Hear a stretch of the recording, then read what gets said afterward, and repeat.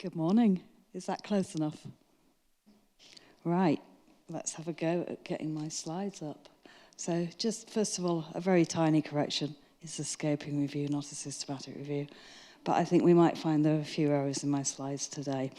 So I'm delighted to talk about this scoping review because this actually happened sort of during the pandemic. And what I really want to talk about is why we did this scoping review. And I'm going to give a brief overview of the method, and then I'm going to go to the results, and that will lead in to the next session on Tim's work and also on my HIM students who are delighted to be presenting today. So we'll start off with an overview of the presentation. So first of all, I'll describe a background to our scoping review and what's the problem. I'll then look at the aims and the research questions. So we're following a classic presentation of a study here really today. I'll then go on to look at the methods. We'll describe the population, the exposure, the outcomes, and the design that we're using. I'll go briefly through the searches, then spend a little more time on the results, the study characteristics, and a summary, and we'll finish with a conclusion. So, as Jonathan said, many, many years ago, Claudia started investigating the handheld fan, and she found benefit from the use of that handheld fan with patients in Germany. I then continued the work with my PhD looking at the handheld fan, along with Miriam and other people in the UK. And what struck me was that the fan was very beneficial, but we didn't really seem to know how it was used in clinical practice. So as a clinician, when I deliver the fan, you know, I often come across patients who maybe think, is this device credible? Is this device useful? Equally, you might find patients that maybe take the device and think they use it, but then when you go and visit them at home, you either find the walking aid or the fan in a drawer, in the shed, and not used at all. So that was the basis for the systematic review. We knew a lot of the devices that are used for breathlessness management that are non-drug were of benefit. There's varying levels of evidence for them. And I wanted to just find out a bit more about patient experience and patient use. We expanded it, given that the fan evidence is quite small, we expanded it to include the wheel mobility aids and also inspiratory muscle training. So thinking about a device that is not medical, but is used to help breathlessness. So on the end of that slide, you can see that we found, that obviously there's no reviews that explore implementation, and little is known about the experience of those who use the device. So the aims of the scoping review are to examine the published evidence about patient, carer, and clinician use of the fan, mobility aids, and inspiratory muscle training devices for the management of chronic breathlessness. We also aim to identify the potential barriers and facilitators to day-to-day use in a range of settings.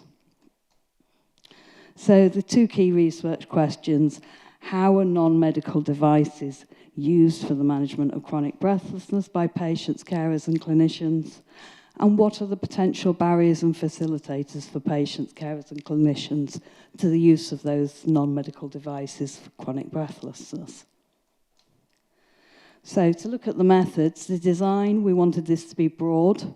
We didn't want to overlook any evidence, so we're looking at quantitative and qualitative studies. We'll include RCTs, observational studies, surveys, and obviously interviews and qualitative data. We also wanted studies of both primary and secondary analysis of data, and the choice to include the secondary analysis of data was based that if they included unpublished evidence from the primary paper, or they presented additional data and a new analysis not presented in the primary paper. We excluded guidelines, reviews, and opinion pieces. Population, we wanted people with chronic breathlessness, we wanted adults, therefore we excluded the pediatric population. And again, it's a broad eligibility criteria for the population. We're including COPD, lung disease, interstitial lung disease, chronic heart failure, and neurological conditions such as motor neuron disease. We also said we would include studies if the majority of the participants had a cardiorespiratory or neurological disease. We also not only wanted to look at patients, so we were looking at carers or informal carers and clinicians of any discipline. So the exposure, well, this was the interventions that we've mentioned. So we've got the handheld fan, mobility aids. These are usually the 3- or 4-wheeled walker, which help offload the effort when walking and support a patient. We also looked at inspiratory muscle training devices, and we also wanted to consider complex interventions if any of the components were reported separately. The context of exposure, so we wanted to look at use and experience of the device either at home or within the community. We also wanted to look at clinicians, their use and experience of the device in hospitals, in hospices, and a range of settings, including the community. We excluded spaces as an intervention because they are predominantly used with the paediatric population. So the outcomes, well, we wanted to, as I've said, we were looking at both quantitative and qualitative data.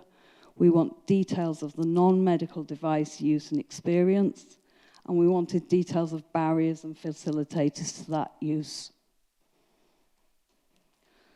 So the searches were carried out between April and June 2020 by 2 HIMSS Inspire students, Aliyah and Giovanna, and they went through the usual search process, and they searched the usual databases, Cochrane Databases Systematic Review, Medline, MBAS, Scopus, EBSCO.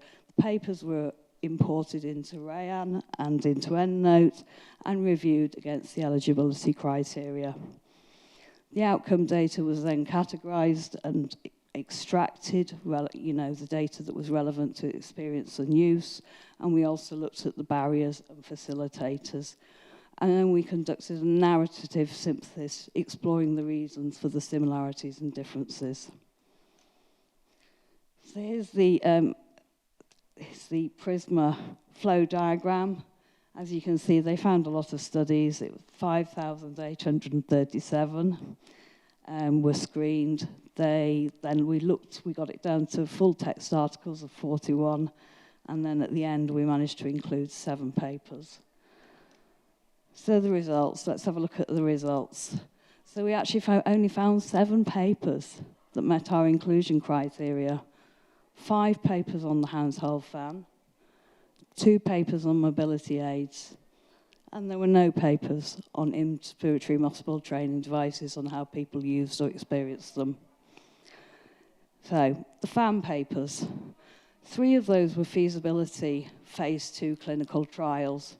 So the first one, a 6-month RCT. That is Claudia Bauswein's study in Germany, which has 70 participants and was a longitudinal study looking at fan use. We then have Miriam's study, which is a 3-arm RCT. This looks at low and high flow rate of the fan, and its abbreviation was FAB, fan, activity, and breathing, and that had a total of 43 participants. We then move on to my own PhD study, which is called CHAF, which stands for Calming Hand and Fan Feasibility. I love my acronyms, by the way. And a 2x2 factorial, that basically means you've got 4 arms within it. So you would have usual care plus fan, usual care plus calming hand, then usual care plus calming hand and fan, all 4. So that was with 40 participants. We then included 2 secondary analyses. So we had TIMS, great multi-method analysis of interviews. That was included at 133 interviews.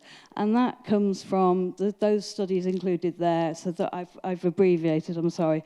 That's the Breathlessness Intervention Service, BIS, FAB I've described above, and CHAF that I've described above. And that was a new analysis, and it was a quantitative and qualitative analysis of the interview data. So it presented a new interpretation of data that wasn't reported in the primary papers. We then had one more secondary analysis paper that we chose to include. This was by Tilly Barnes, another former HIMSS student.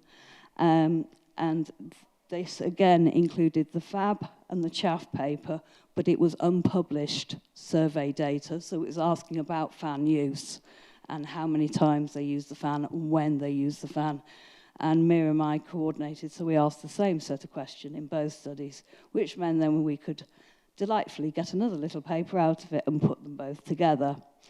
In terms of the mobility aid papers, there was just two, and one was a phase 3 RCT, looking at relator use, and it had a diary that patients filled in about how they used the relator over time.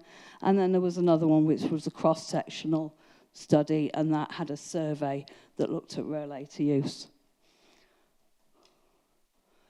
So, just breaking down the results in a little bit more detail. All the studies regarded patient perceptions. There was nothing on the carers or the clinicians. And where where there were carers involved in the study, there was so limited data.